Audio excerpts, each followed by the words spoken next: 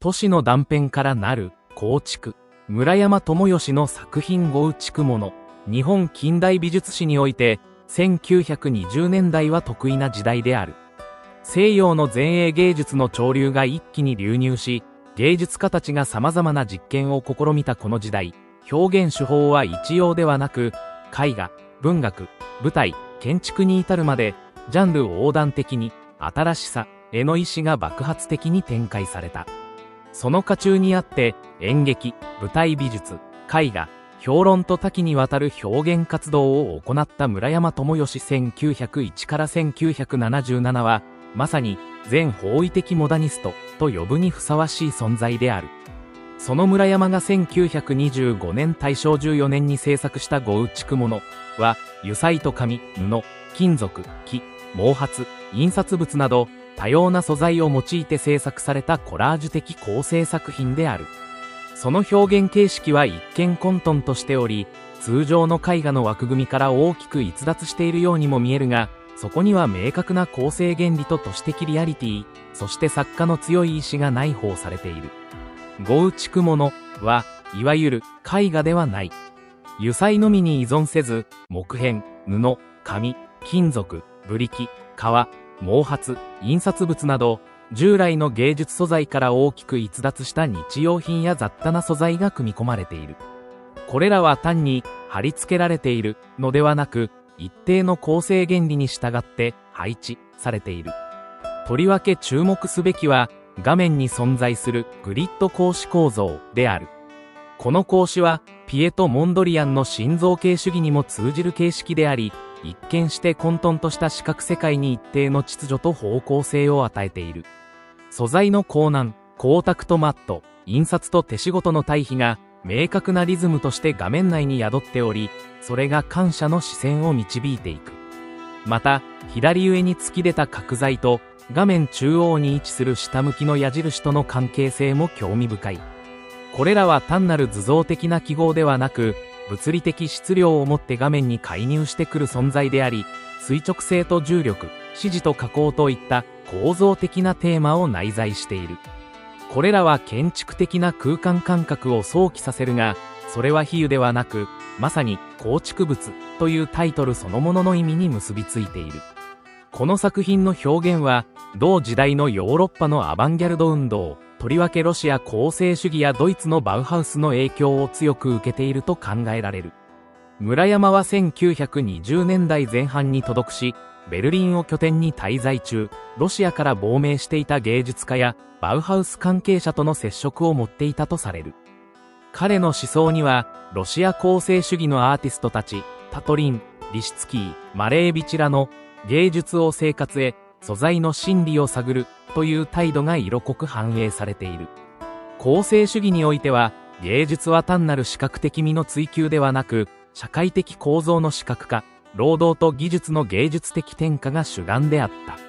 作品には常に設計、構築、機能性という概念が伴い、素材もまた、その物質性や機能を重視される傾向にあった。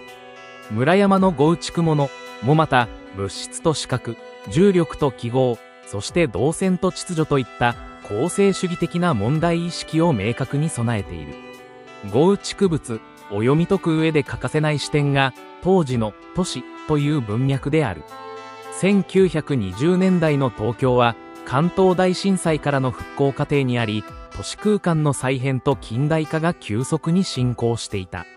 鉄道網の整備、電灯、電話、広告、百貨店といったモダン文化の到来、新聞、雑誌といったマスメディアの普及、これらは一方で華やかな都市文化を形成しつつ、他方で都市住民の身体感覚や視覚経験に劇的な変化をもたらした。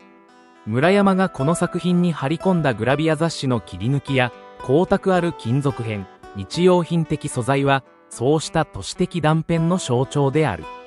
とりわけ印刷物の使用は、都市の匿名性と情報型、視覚の断片化を象徴しており、いわば都市を素材として構築しようとする試みと見ることができる。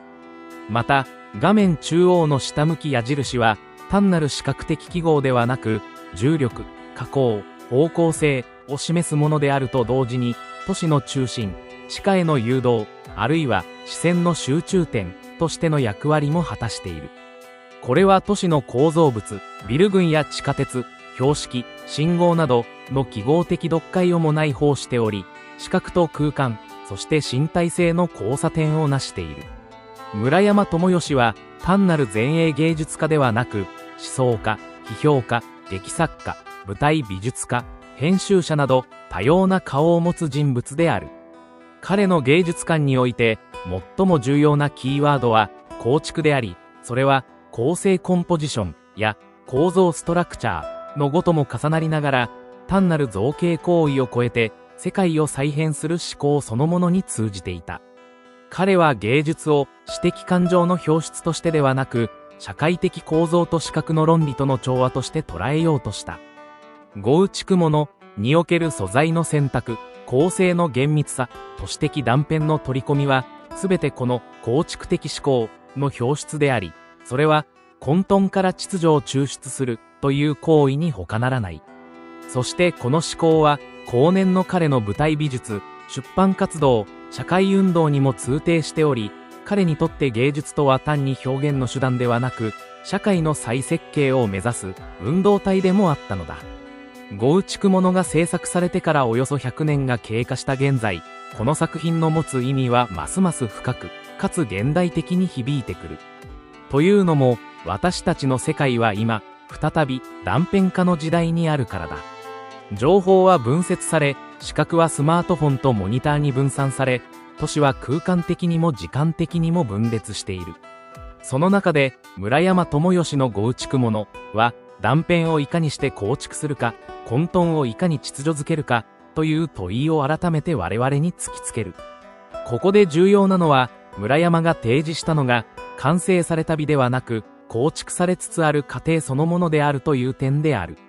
この作品の前に立った時、我々は鑑賞者であると同時に構築者の一人でもある。異なる素材、異なる時間、異なる視線がぶつかり合いながらも、そこに構造が生まれる可能性を信じること。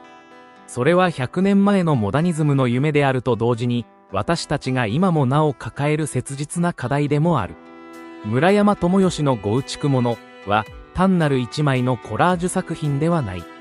それは視覚の実験であり、社会への応答であり、そして何よりも考えることの視覚的プロセスである。